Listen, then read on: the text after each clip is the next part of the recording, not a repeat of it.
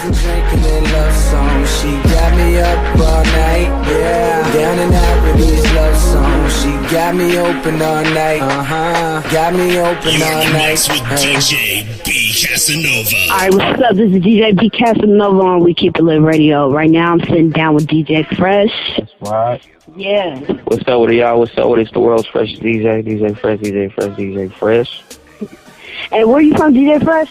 I'm originally from Baltimore, Maryland, but, you know, the Bay is home, man. The Bay is where the soil is. The Bay is, you know, the Bay is, it's in me, not on me, you know what I'm saying? But all my family is in Baltimore, so I got to put it down for both coasts, you know what I mean? Oh, that's cool. When did you move out here to the Bay? Moved to the Bay originally when I was 11 years old, and I was back and forth until I was about 17. I just kept going back to Virginia, and I came back out here, and I'll go to Baltimore, and I went back and forth. But when I turned 17, I stayed out here permanently and shit. Oh, okay.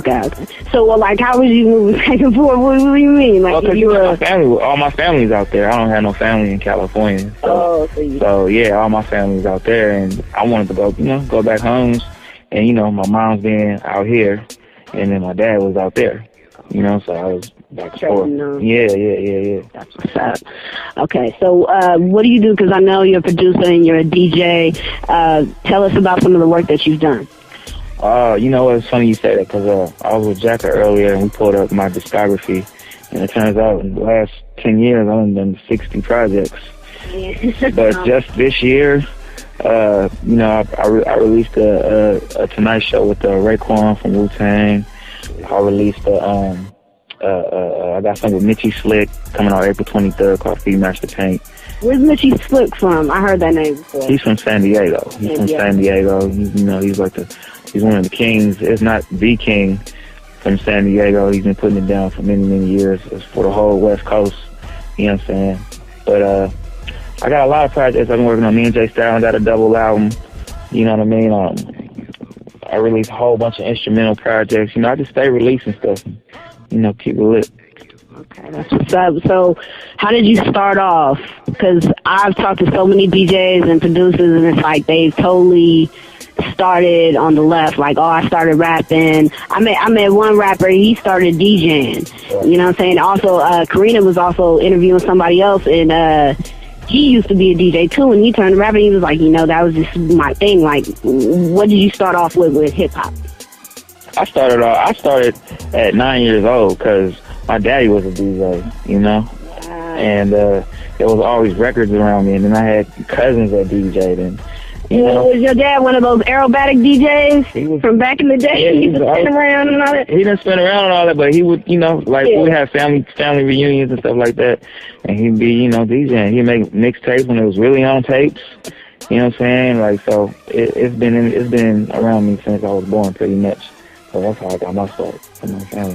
Oh, that's crazy. Did you ever do music in high school? Or Oh yeah. What did you do? You played an instrument? I played in middle school. I played the trombone, and then in elementary, I didn't play in school, but as like them elementary years, I used to play piano. I used to take piano lessons. So. Wow.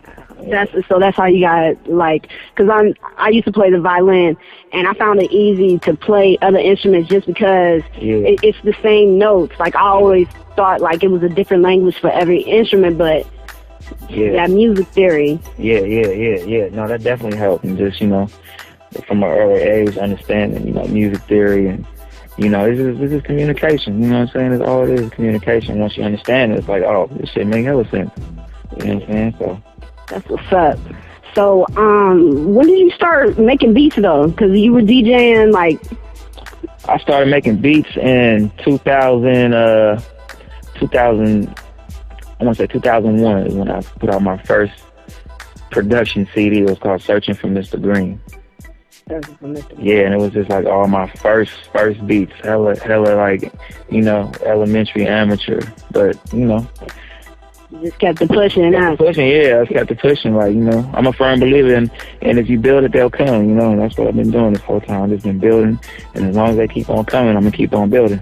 Okay, cool. So do you have any advice, like, because you've been doing a lot of Tonight shows with a lot of, you know, great artists that have a large fan base, Yeah. You know, like how did you get to that point? Like, do a lot of these artists come to you? Do you come to them? Do you think it's like an even exchange, or, you know, like how does it work when you pick out what artists you want to work with to put our album out with?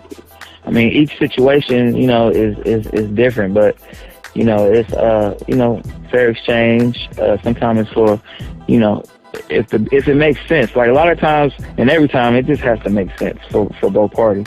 You know, starting out, you know, doing a whole album or original music with somebody it's a lot, because it's not a mixtape where I'm just taking somebody else's instrumentals and doing it. But once I caught on to it, it was like, once people caught on to it and the artist caught on to it, it was like, man, that's hella cool. You know what I'm saying? Like, I want to do it. Like, let's do it. Original music. You know, why not? The beats is dope. Like, if the beats is dope, your beats is dope. It's undeniable. You know what I'm saying? It's like, if you hear a beat and it's making you want to write, then you don't naturally want to do something with, you know, that producer. So that's how I worked in my favor. And at the time, nobody was really doing that neither.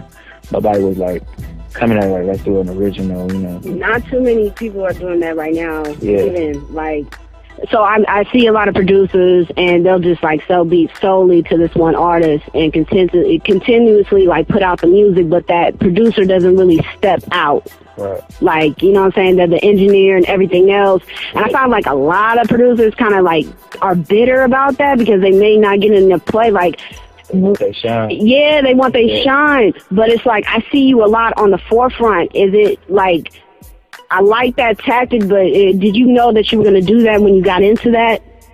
Well, my whole approach was, I didn't want to be that producer that was like, hey, you know, I did number 5 on such and such album, or I did number 7, 8, 9. Mm-hmm. My thing was like, no, I'm gonna build my own. I'm gonna create my own lane, and I'm gonna produce a whole project with, you know, whoever the artist I want to work with or whoever wants to work with me, and build my own sound to where, you know, people will just want to check for my beats with the artist just because I did the beats. You know what I'm saying? Yeah. So that was my whole mission. That's some real shit.